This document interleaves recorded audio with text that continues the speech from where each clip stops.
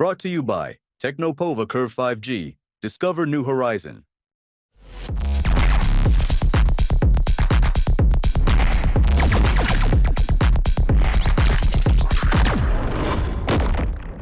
JEE advance 2025 के नतीजे घोषित कर दिए गए हैं। टॉप 10 छात्रों की बात की जाए तो कोटा से रजत ने अपने शानदार प्रदर्शन को दिखाते हुए ये साबित कर दिया कि राजस्थान के बच्चे भी किसी से पीछे नहीं हैं। जेईई एडवांस 2025 में ऑल इंडिया रैंक 1 हासिल की है, जिन्होंने 360 में से 332 अंक प्राप्त किए हैं। वो कोटा के महावीर नगर इलाके से हैं और एलन करियर इंस्टीट्यूट के रेगुलर क्लासरूम प्रोग्राम के छात्र हैं।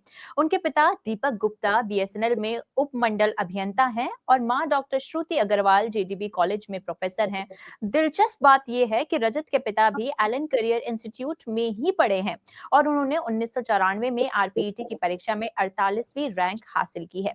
इसी के साथ रजत गुप्ता हमारे साथ जुड़ चुके हैं। रजत, पहले तो आपका बहुत बहुत स्वागत है और दूसरा, आपकी सफलता के लिए आपको मुबारकबाद। धन्यवाद। मेरा पहला सवाल रजत आपसे ये रहेगा कि जेईई एडवांस में आपकी सफलता के पीछे क्या कारण रहा?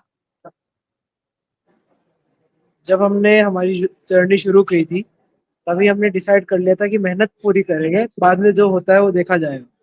मेहनत और सिंसियरिटी पूरी तरीके से बरकरार रखी और शायद वही एक कारण है जिसकी वजह से मेरी रैंक बना। दूसरा सवाल, आपकी तैयारी की रणनीति क्या थी? कैसे रोड मैप अगर कहा जाए तो तैयार किया आपने? हम तैयारी में रोड मैप वाइज तो एलन ने मुझे बहुत गाइड किया। मतलब मुझे ये सब चीजें सोचनी नहीं पड़ी कि मुझे अभी क्या करना है, अभी क्या करना है। वो एलन कैरियर इंस्टीट्यूट ने पूरा ऐसा ध्यान दिया कि अभी ये क्लास लगा रहे हैं, अभी वो क्लास लगा रहे हैं, अभी ये टेस्ट हो रहा है, अभी वो टेस्ट हो रहा है। तो उस डायमेंशन में मुझे कभी सोचने का मौका बहुत ज्यादा नहीं मिल पाया। अच्छा रजत, देखिए हमें ना ये देखने को मिलता है कि सभी लोग सभी सब्जेक्ट्स में अच्छे नहीं होते हैं। कई ऐसे सब्जेक्ट्स होते हैं जहां पे कहीं ना कहीं कठिनाई आ ही जाती है। आपके लिए कठिनाई वाला सब्जेक्ट कौन सा रहा? अगर मैं ये सोचूंगा कि ये वाला सब्जेक्ट मेरे लिए कठिनाई का है तो फिर वो कठिनाई का हो जाएगा। मैं ऐसा सोचता नहीं था कि ये सब्जेक्ट मेरे लिए कठिनाई का है। हम्म। उससे बहुत ज्यादा एक इम्पैक्ट पड़ता है आपके परफॉर्मेंस पे। आपकी सफलता के लिए आपके परिवार और दोस्तों ने क्या-क्या योगदान दिया? क्योंकि देखिए, परिवार अपना अलग रोल निभाता है, दोस्त अलग से अपना रोल निभाते हैं। परिवार मोटिवेट भी करता है, साथ भी देता है और कहीं न कहीं जो बच्चों के ऊपर बर्डन होता है, उसको भी कम कर देता है दोस्तों का साथ रहना। बिल्कुल। अम, जहाँ पे भी आप पढ़ रहे हैं या फिर जो भी आप काम कर रहे हैं, तो उसके अंदर एक अच्छा फ्रेंड सर्कल होना बहुत ज़रूरी है। क्योंकि हुँ। कभी आप उनसे इंस्पायर होते हो, कभी वो आपको इंस्पायर करते हैं। कोई भी डायमेंशन में अगर आपको हेल्प चाहिए रहती है, तो सबसे ज़्यादा आपके फ्रेंड्स ही जो जो है वो उससे कनेक्ट कर पाते हैं, उससे रिलेट कर हुँ। पाते हैं।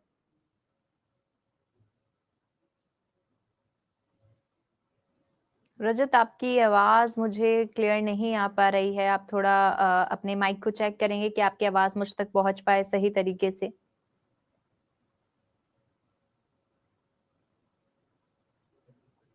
तो देखिए, जिस तरीके से रजत ने फर्स्ट रैंक हासिल करके कोटा से हर एक फील्ड के अंदर हर एक लोगों को प्रोत्साहन देने का काम किया।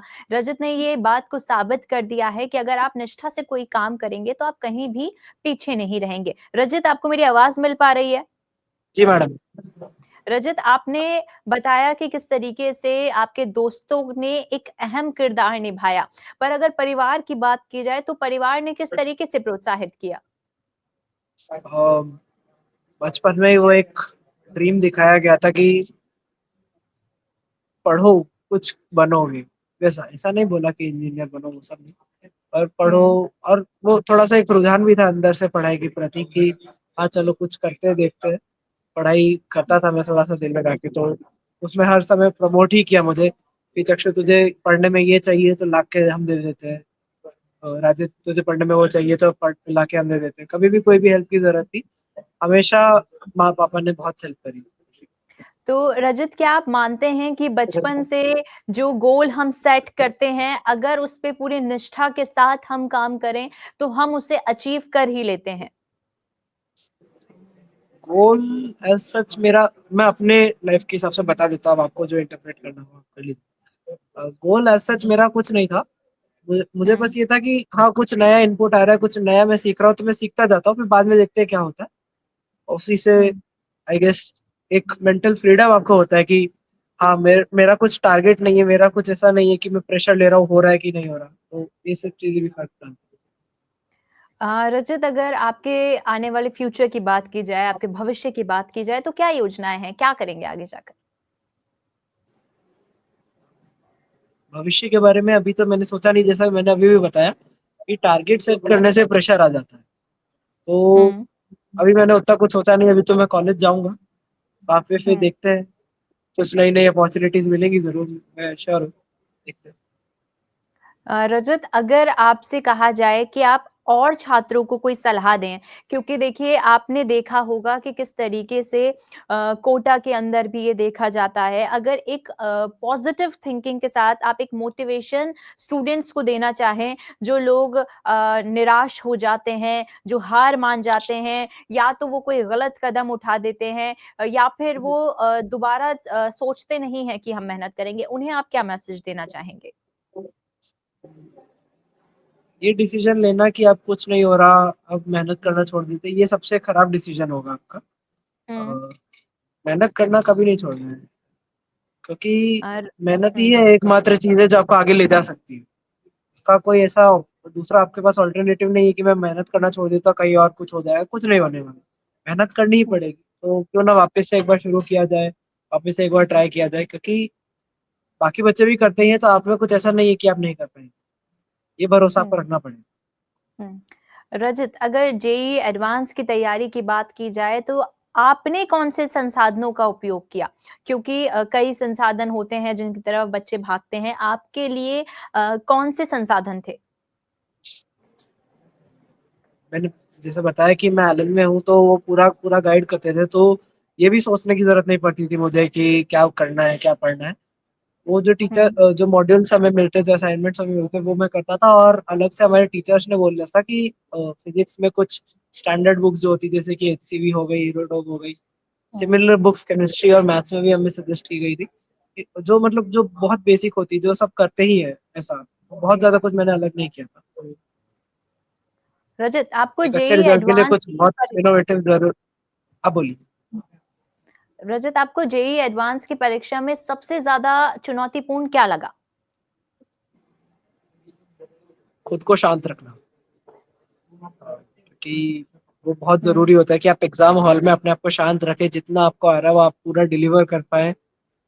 ये सब तभी होता है जब आपका मन एकदम चिल होता है, एकदम कूल होता है एग्ज़ाम रूम में। हुँ।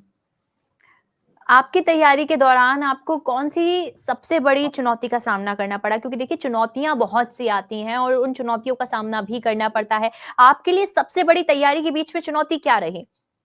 वो स्ट्रेस को कम करना, या फिर कई और चीज़ें भी होती हैं, कई दिक्कतें आती हैं। सबसे बड़ी चुनौती आपके लिए क्या थी? पर्सनली मेरे लिए सबसे बड़ी चुनौती थी चीज़ें याद करना। मुझे हुँ, चीज़ें याद बहुत धीरे-धीरे होती है, उसके लिए मुझे बहुत हुँ। ज़्यादा समय निकालना पड़ता है। तो ये पर्सनली मेरे लिए बहुत ज़्यादा एक पूरा पार्ट था कि मैं चीज़ें याद कर रहा हूँ, मुझसे हो नहीं रही, पर फिर मैंने उनको टाइम दिया, एक्स्ट्रा टाइम दिया, तो चीज़ें याद हो गई।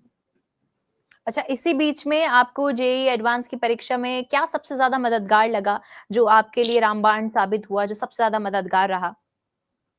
मेरे मम्मी और मेरे पापा का सपोर्ट सबसे हुँ। ज़्यादा मददगार था। और बस। आपको जेईई एडवांस की परीक्षा के लिए कितना समय मिला था जिसके अंदर आपने अपना गोल अचीव कर लिया, या फिर आपको लगा कि इतने समय के अंदर मेरी इतनी तैयारियां हो चुकी हैं जिसको पूरी करते हुए, जिसको करने के बाद मुझे ये सफलता हासिल हो जाएगी? कुल टाइम कितना था इस गोल को अचीव करते हुए? 3 साल टू बी प्रिसाइज़। अच्छा, देखिए एलन की आपने बात की। इसके अलावा अगर कोई और विशेषज्ञों की बात की जाए तो आपने किनसे सलाह ली? क्योंकि देखिए परिवार में हर कोई ऐसा इंसान होता है जिससे हम सलाह लेते हैं, कोई ऐसा बड़ा रहता है जिसकी सलाह की हमें ज़रूरत पड़ती है और हम सोचते हैं कि अगर हम इनसे सलाह लेंगे तो ज़रूर हमारे साथ कुछ अच्छा होगा। वो विशेषज्ञ कौन था आपके परिवार का? परिवार में तो ऐसा कोई नहीं था क्योंकि सबको एलन सिस्टम पे पूरा भरोसा था। मैंने अपने सीनियर से थोड़ा-थोड़ा एडवाइस ज़रूर लिया था कोई-कोई पार्ट पे जब मैं थोड़ा पीछे पड़ जाता था कि मतलब ये चीज़ हो नहीं रही, वो चीज़ हो नहीं रही, तो फिर मैं अपने सीनियर से थोड़ा-थोड़ा कंसल्ट ज़रूर करता था और वो हेल्पफुल भी बहुत था। अच्छा, इसके साथ ही रजत ये जो तैयारियाँ आपने की, उसके दौरान क्या खुद में कुछ बदलाव महसूस हुआ कि मुझ में ये बदलाव आया हाँ, है, ये चेंजेज़ आए हैं? क्या वो बदलाव था? ऑब्वियसली मेरा जो जेईई वाला सिलेबस है वो स्ट्रॉन्गर हो गया है। साथ ही साथ हुँ, मैंने डिसिप्लिन और सेल्फ कंट्रोल बहुत ज़्यादा सीखा है कि अपने आप को शांत कैसे रखें, अपने आप को कन्विंस्ड कैसे रखें कि हाँ, करते रहो। एक पॉइंट आएगा जब आपको आपका ड्रीम कॉलेज मिल जाएगा। तो ये सारी चीज़ें मैंने जेईई से ही सीखी। क्या आपने अपनी तैयारी के लिए कोई मॉक टेस्ट का उपयोग किया था? अगर किया था, तो वो कौन-से मॉक टेस्ट थे? अब मैं एलन का स्कोर टेस्ट देता था हुँ, और वो मोर देन सफिशिएंट था। मतलब जो एलन में हमारे टेस्ट्स होते हैं जो थ्रू आउट द 3 इयर्स जो मैंने दिए, हुँ। मोर देन सफिशिएंट थे। रजत आपने ये तो बता दिया कि किन चीज़ों से आप आगे बढ़े। पर अगर मैं आपसे ये पूछूँ कि किन चीज़ों ने आपको परेशान किया परीक्षा में, तो वो कौन-सी चीज़ें होंगी? परीक्षा में तो कुछ ऐसा ख़ास था नहीं, मतलब हुँ, क्योंकि तब आपका पूरा ध्यान रहता है कि आपको पेपर देना है, तो आपका पूरा एक फ़ोकस एक स्क्रीन की तरफ होता है। परीक्षा हुँ, से पहले अगर आप पूछे परेशान करने वाली कोई चीज़, तो वो मैं कह सकता हूँ कि कभी-कभार मैं समय बहुत ज़्यादा दे दिया करता था फ़ोन वगैरह। तो भी मैंने हुँ, समय के साथ कम करना शुरू किया, क्योंकि हुँ, वो एक टाइम का वेस्टेज है और हम वो अफ़ोर्ड नहीं कर सकते 12th क्लास में आने के बाद। हुँ। अच्छा, इसके साथ ही रजत अगर मैं आपने देखिए जिस तरीके से बोला कि मैं फ़ोन को समय देने लग गया था। तो रजत अपनी पर्सनल लाइफ़ को कैसे मेंटेन करते थे? क्या इस पढ़ाई के लोड के बीच में रजत अपनी पर्सनल लाइफ़ को भूल गए थे? जो लोगों के अंदर अपनी पर्सनल लाइफ़ को लेकर उत्साह होता है, जिस तरीके से वो जीते हैं, क्या रजत वो जीना भूल गए थे और पूरी तरीके से सिर्फ़ पढ़ाई पे फ़ोकस करने लगे थे? नहीं अगर सही में देखा जाए तो नहीं, क्योंकि जैसे मैंने आपको बताया कि मैं खेलने वगैरह के लिए भी समय निकालता था, अपने पेरेंट्स वगैरह से बात करने के लिए भी समय निकालता था। पेरेंट्स हो गए, मेरे दोस्त हो गए, हुँ, मेरे मेंटर्स, मेरे सीनियर्स, सबसे मैं बात करने के लिए समय निकालता था और हुँ, सेल्फ डेवलपमेंट में भी मैं मतलब बहुत-बहुत समय देता था कि मैं कुछ नया सीखूँ, जैसे मैं किताबें पढ़ लेता था कभी-कभार, तो हुँ। ये सब भी ज़रूरी होता है।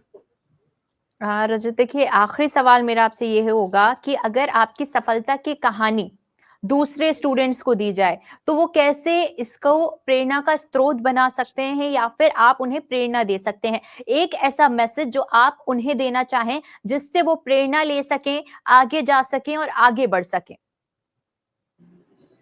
मेरे पूरे जर्नी में अगर आप नोटिस करें तो एक ही चीज़ है, मेहनत। वो हम्म आपको करनी है और करनी ही पड़ेगी और उसके हम्म बिना ना कुछ होगा और उसके साथ अगर आपने मेहनत करी तो ज़रूर कुछ अच्छा होगा। तो मेहनत ही है। चलिए बहुत बहुत शुक्रिया रजत तमाम अपनी जिंदगी के उन सवालों के जवाब देने जो आने वाले छात्रों के लिए एक प्रेरणा का स्रोत बनेंगे। बहुत बहुत शुक्रिया हमसे जुड़ने के लिए। Brought to you by Technopova Curve 5G. Discover new horizon.